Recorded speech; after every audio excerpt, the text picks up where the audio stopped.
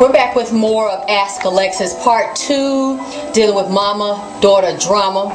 You know, camera girl, it's some women, and I saw this growing up, that will actually sit on their porch or look outside their door and look at young girls and compare themselves to young girls, and actually get angry at a young girl because that little girl is developing. She started to get a nice round butt, nice shapely big legs, nice fully developed perky breasts that sit up. Because see this is what, well, I'll get to that in a minute. Not only do women just watch other people's daughters walking up and down the street, coming from school, playing ball. Girl, it ain't nothing like an envious, jealous spirit from a woman. Because a woman is vicious and can be real deadly when women get envious and jealous, when they start coveting another woman's pussy, titties, and ass. Yes, I said it. And face and hair. You got a lot of older women looking at these little girls and they're coveting something that don't belong to them. They want some shit that they can't have. They want to actually damn go back and wish they could be damn 13 again, and wish they could be 20 again, but Father Time done kicked off in their ass so damn bad that they can't reverse that damn shit, and they have to deal with the cards they was fucking dealt. Even if they dealt their own, you know, some people deal themselves a bad damn hand and want to blame God and the church and want to blame society for a lot of shit we do to our damn self. So not only you got them women looking at little girls, setting them up, because girls, some vicious old ass women, they will set up and put smear campaigns out on little girls. Say that little girl gonna be a little whore when she grow up. That one gonna be a stripper when she grow up. Hell, that one's sucking dicks right now. And the little girl may not be doing that, but do you know you can speak some shit on a little girl and make the shit come true? Even if I've seen women say their little babies was 2 years old and she was gonna be a slut. You might have seen that, but do you have to speak that on that little girl life? Because although she's 2 years old, you're putting that in the universe. You're putting that in the very nucleus of the atom that revolve around her subconscious time-struck world. Do you hear me? Everything that is said, even, you know what, it's some shit you do not have to say with your mouth, but you can say it by just your actions and the energy that you give off. And when you touch somebody, you never had nobody touch you when you was a little kid, and you knew if they loved you and you knew if they didn't. You knew when they were giving you a bath and putting on your clothes, it was because they loved you, the way they washed the clothes, the way the clothes felt, the way they smelled, the way they put them on your body, the way they took the dirty clothes off, the way they washed you when you was in the bathtub. And then you knew when a motherfucker was washing you up because they didn't want to wash you up. It was some shit they had to do, like it was a chore. You know, they throwing you all around in the bathtub, or they throwing you around and putting your clothes, putting your shoes on, like they can't to just wait till this is over. They can't get this done fast enough. And then you know when somebody grown is putting your clothes on because they want to give you a whole dick. You know what I'm saying? See, it's the unsaid messages that are just more damn deadly and devastating than the messages that come out of a grown woman's mouth or a grown person's mouth when somebody is a child. So you have not only these women doing it that are not related to them, but then you have women that are related to the little girl saying those things about her. And then you have the mama actually talking about the little girl to family members and to men.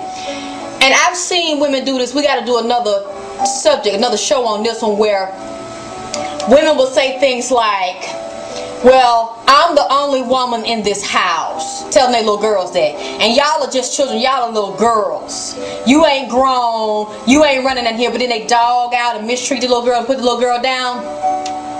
Well, this is one very powerful thing about a period. And they try to make a period look ugly and nasty and say that, you know, Eve was cursed with a period. A period isn't a curse, because a period is a sign of creation and rejuvenation and stimulation. We could not have a procreation of the nation if a woman don't have a menstrual cycle, because she can't get pregnant. And when she loses that egg and that blood every month, there is nourishment, and that's not just waste. There's an unfertilized egg in there. But you got a lot of women that look at their little girls that some of them didn't want, and they get afraid when they see that little girl start developing and blossoming into a woman. See, she's a little girl on one hand, but inside of her womb she has all the components necessary to make her a grown woman. And when her pineal and her pituitary gland start being activated based on her body cell memory and own programming and timing, she gonna start developing into a little woman, and it scares a lot of women. Do you realize when we get a period, ladies, our body starts to shift, our vibration shifts, and we start giving off a totally different frequency and a totally different smell because the chemistry of our body changes, and a lot of mamas feel threatened by their daughters. A lot of mamas get threatened when their daughters start developing a butt, a breast, and the little girls start bleeding. See, blood, especially on a menstrual level, is a life force. It's a divine and very powerful life force, and a woman is powerful because she has a period. She's not cursed. And that's why so many mothers that are not secure in themselves, that feel threatened, especially got a man at home she interested in, or she trying to screw young boys, let her daughter come around and the boys start smelling her. Because the old people down here say she's smelling herself, she's smelling her tail.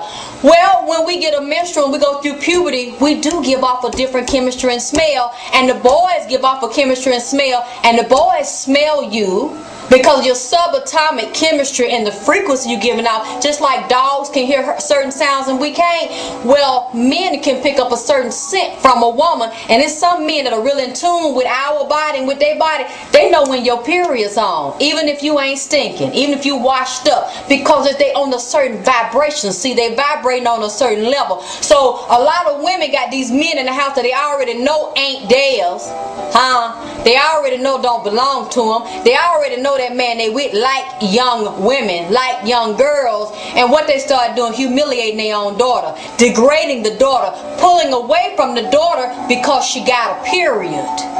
We're going to talk about what you saying. No, go ahead. I know this girl that she wound up turning into a lesbian, and she explained to me why. She said her mother had a boyfriend, and the boyfriend raped her when she was like 14. So she told her mother, and her mother was like, "You're trying to interfere in my relationship," and basically put her out the house. So based on her disgust for that man, she in turn turned to the man. So she is the dominant. She's that in lesbian relationship. But this is a really, like, she just hurt. You understand what I'm saying? And so from such an early age, she turned into the butch, and she's going out in life of crime.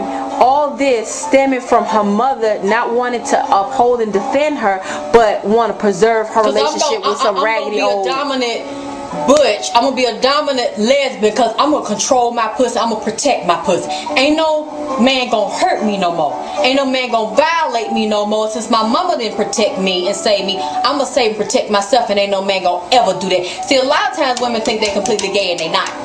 A lot of times the defense mechanism is pain. It's like, fuck these niggas, ain't got time for this, ain't dealing with this. And it's mamas that will sacrifice their daughters, and they'll let a man lay up with their daughter and abuse and molest the little girl and turn their back because they want him so bad, and then will hate their own daughter and abuse her and humiliate her and call her a whore.